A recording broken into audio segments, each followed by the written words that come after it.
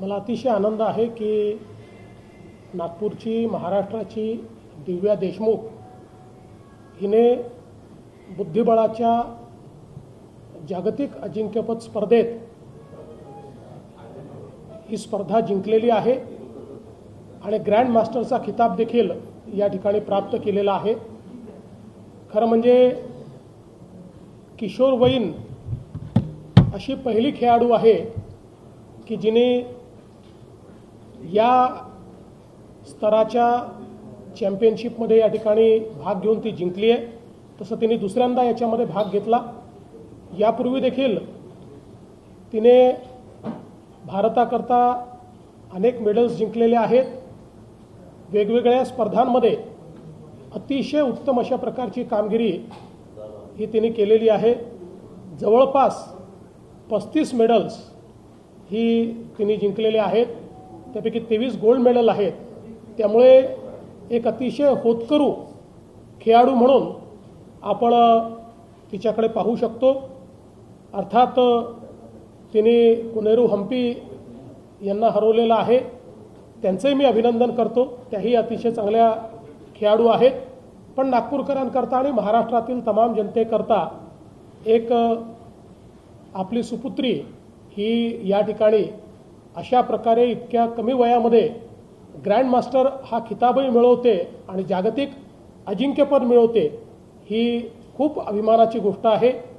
महाराष्ट्र सरकारच्या वतीनं निश्चितपणे आम्ही त्यांचा सन्मान करू। आपण शिवछत्रपती तिला जाहीर यापूर्वी दिलेल्या राज्य सरकारने आता काही मोठ्या पारितोषिकाची गोष्ट, कारण की जागतिक स्तरावर तुम्ही नाव कमवलेले निश्चितपणे। त्यामुळे ज्यांनी आपल्या भारताचं आणि महाराष्ट्राचं नाव मोठं केलेलं आहे अशा खेळाडूंचा उचित सन्मान झालाच पाहिजे। म्हणून मी आमचे सहकारी उपमुख्यमंत्री दोन्ही आणि क्रीडा मंत्री यांच्याशी चर्चा करून आणि कशा प्रकारे त्यांचा सन्मान करायचा हे आम्ही ठरवू। बुद्धिबळाच्या दृष्टीने महाराष्ट्रामध्ये त्या खेळाला प्रोत्साहित करता येईल असं वातावरण सध्या नाही आहे असं वाटतं। त्या दृष्टीने सरकार इथून पुढे काही नवीन योजना आखली? निश्चितपणे या संदर्भात जर काही नवीन योजना आखण्याची आवश्यकता असेल तर त्या आम्ही निश्चितपणे आखू। आपले खेळाडू ज्या खेळामध्ये उत्तम खेळत आहेत त्यांना योग्य मदत झाली पाहिजे, वातावरण तयार झालं पाहिजे, अशा प्रकारचा प्रयत्न हा आपला निश्चितपणे असेल। सर, गेल्या 10 वर्षामध्ये मोदीजींच्या नेतृत्वाखाली भारतातील खेळाडूंमध्ये जो फरक पडलेला आहे, तर यावेळेस प्रथमच असं घडलंय की चायनाचे खेळाडू मागे होते आणि पहिल्या 2 स्पॉटसाठी भारतीय खेळाडू होते। आपण काय म्हणाल? नाही, ही खरोखर आनंदाची गोष्ट आहे की पहिल्या दोन्ही स्पॉटवर म्हणजे या स्पर्धेच्या फायनलमध्ये खेळणारे दोन्ही खेळाडू या आपल्या भारताच्या खेळाडू होत्या, दिव्या देशमुख आणि कोनेरू हम्पी। मला असं वाटतं ही पण आपल्याकरता अतिशय अभिमानाची गोष्ट आहे। आणि म्हणूनच जसं दिव्या देशमुख यांचा आपल्याला अभिमान आहे तसंच आपल्या दुसऱ्या खेळाडूचा देखील, कोनेरूचा देखील आपल्याला निश्चितपणे अभिमान आहे। आणि आपल्या खेळाडूंनी इतर सगळ्या देशांना मागे टाकत आपल्याच 2 खेळाडू या अंतिम फेरीत पोहोचल्या किंवा फायनल खेळल्या, ही देखील मला असं वाटतं खूप महत्त्वाची गोष्ट आहे। बुद्धिबळाच्या खेळात साधारणपणे दाक्षिणात्य बुद्धिबळपटूंचं वर्चस्व आतापर्यंत राहिलं, पण एका मराठा मुलीने 19व्या वर्षी सगळ्यात महत्त्वाचं हे वर्चस्व जागतिक स्तरावर उंचावलं। हे फार मला असं वाटतं विलक्षण अशा प्रकारचं आहे, कारण इतक्या कमी वयामध्ये म्हणजे किशोरवयीन मुलगी फायनलपर्यंत पोहोचते आणि 19व्या वर्षी या ठिकाणी अशा प्रकारे एक महत्त्वाचं ज्याला आपण एक टुर्नामेंट म्हणू शकतो ती त्या ठिकाणी ती जिंकते, ही खूप महत्त्वाची गोष्ट आहे। मुख्यमंत्री जी, दिव्या ने खिताब जीता, क्या कहेंगे भारत सरकार की तरफ से? देखिए, ये हमारे लिए बहुत ही खुशी की बात है कि हमारे महाराष्ट्र की, अपने नागपुर की दिव्या देशमुख, इन्होंने ये खिताब जीता है और अंतर्राष्ट्रीय जो चेस टूर्नामेंट है उसमें उन्होंने अपने ही देश की, भारत की ही हम्पी कोनेरू इनको हराकर इस टूर्नामेंट को जीता है। मैं कोनेरू हम्पी का भी उनको भी बधाई देना चाहता हूँ। और ये विशेष है कि बहुत कम उम्र में इसको जीतने का काम उन्होंने किया है और इस उम्र में आते आते करीब 35 मेडल्स इससे पहले उन्होंने जीते हैं। तो एक प्रकार से बहुत ही अच्छी खिलाड़ी के रूप में हम लोग दिव्या देशमुख इनको देखते हैं।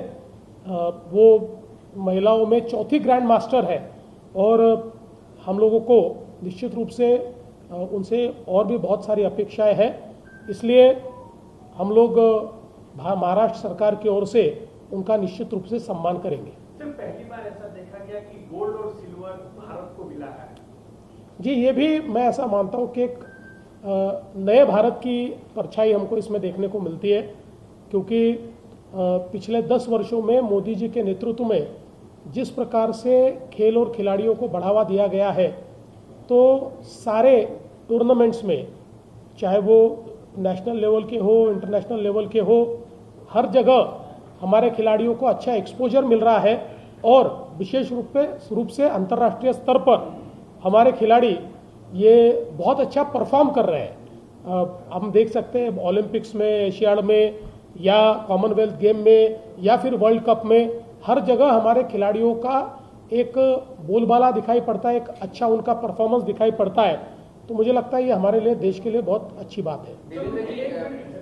उनके परिजनों से बातचीत की, उनका ऐसा कहना है कि समय समय पर प्रधानमंत्री जी, महाराष्ट्र के मुख्यमंत्री, केंद्रीय मंत्री नितिन गडकरी का व्यापक सपोर्ट था, जिस वजह से परिवार में भी ज्यादा उत्साह रहा है। नहीं, बिल्कुल ऐसे होनहार खिलाड़ियों को सपोर्ट करना, ये मैं ऐसा मानता हूँ कि एक प्रकार से हमारी जिम्मेदारी भी है और आगे भी ऐसे जो होनहार खिलाड़ी है उनको जितना सपोर्ट हम कर सकते हैं हम करने की कोशिश करेंगे। भाऊ, राजकीय प्रश्न आहे। राज ठाकरे यांनी वर्षा गायकवाड यांना पत्र लिहून त्यांनी जे लोकसभेमध्ये खासदार दुबे यांना जे धारेवर धरलं होतं त्याबद्दल त्यांचं अभिनंदन केलेलं आहे। त्यांनी हे म्हटलेलं आहे की तुम्ही या विषयावर बोलले, मात्र इतर 45 खासदार का म्हणताय का? मला याच्याबद्दल काही माहिती नाही, त्यांनी काय पत्र लिहिलं हे मला माहीत नाही, मला काही पत्र लिहिलं नाही त्यांनी, त्यामुळे मी ते काही वाचलं नाही। ऑपरेशन महादेव अंतर्गत 2 पालगावच्या हल्ल्यात सहभागाच्या 2 आतंकवाद्यांना खात्मा करण्यात असं आहे की आतापर्यंत जी माहिती आहे त्यात ऑपरेशन महादेवमध्ये 3 आतंकवाद्यांना या ठिकाणी मारण्यात आलेलं आहे आणि मला असं वाटतं की जे जे भारताच्या विरुद्ध अशा प्रकारचा हल्ला करतील त्यांना या ठिकाणी भारत कुठे पोचवेल हे यातनं स्पष्ट झालेलं आहे। यापेक्षा जास्त माहिती माझ्याकडे देखील नाही, त्यामुळे ज्यावेळेस या संदर्भात काही अधिकृत घोषणा होईल त्यांच्या संदर्भात त्यावेळेस मी त्याच्यावर बोलेन। सर, इस तरीके से ऑपरेशन महादेव चलाया जा रहा है, घुसपैठ रोकी जा रही है, 3 आतंकवादियों को ढेर किया गया, बड़ी मात्रा में गोला बारूद भी बरामद किए गए हैं। देखिए, लगातार हमारी सेनाएं और हमारे सिक्योरिटी फोर्सेस ये आतंकवादियों के खिलाफ ऑपरेशन चला रहे हैं और ये भी मैं ऐसा मानता हूँ कि भारतवासियों के लिए एक महत्वपूर्ण घटना है कि ऑपरेशन महादेव के तहत 3 आतंकवादियों को मार गिराया गया है। जो भी भारत के खिलाफ लड़ाई करेगा और भारत में आतंकवाद फैलाएगा, हमारी सेना और हमारे फोर्सेस उनके साथ इसी प्रकार का सलूक करेंगे। एकनाथ खडसेंनी ट्विट केलेलं आहे, त्यांनी म्हटलं की डॉक्टर खेवलकर यांचा वैद्यकीय अहवाल लवकर आला, मात्र पुण्यातलं पोरशे प्रकरण जे होतं त्याचा अहवाल यायला वेळ आला, एकूणच पोलिसांवर प्रश्नचिन्ह त्यांनी निर्माण केलं। असं आहे, मी दुपारी देखील बोललो की मला या संदर्भात कुठलंही राजकीय वक्तव्य करायचं नाही। शेवटी पोरशे प्रकरणामध्ये आपल्याला कल्पना आहे की ज्या लोकांनी त्या अहवालामध्ये गडबडी केली त्यांना नोकरीतनंच काढून टाकलेलं आहे, त्यामुळे कोणीही गडबड करेल तर त्याच्यावर कारवाई होईल आणि तेव्हापासनं जे काही अहवाल आहेत ते योग्य आले पाहिजेत आणि वेळेत आले पाहिजेत, अशा प्रकारचा हा प्रयत्न त्या ठिकाणी विभागाचा आहे। आणि शेवटी एखादा अहवाल आधी आला, एखादा अहवाल नंतर आला, या गोष्टींवरनं मला असं वाटतं की याचं मूल्यमापन करता येत नाही। माझी अपेक्षा आहे की मीही याला राजकीय रंग देऊ इच्छित नाही आणि त्यांनीही विनाकारण याला राजकीय रंग देण्याचा प्रयत्न करू नये। त्यातनं मला असं वाटतं की कुठेतरी त्यांच्याकरताच ते योग्य दिसणार नाही। एबीपी माझा, उघडा डोळे बघा नीट।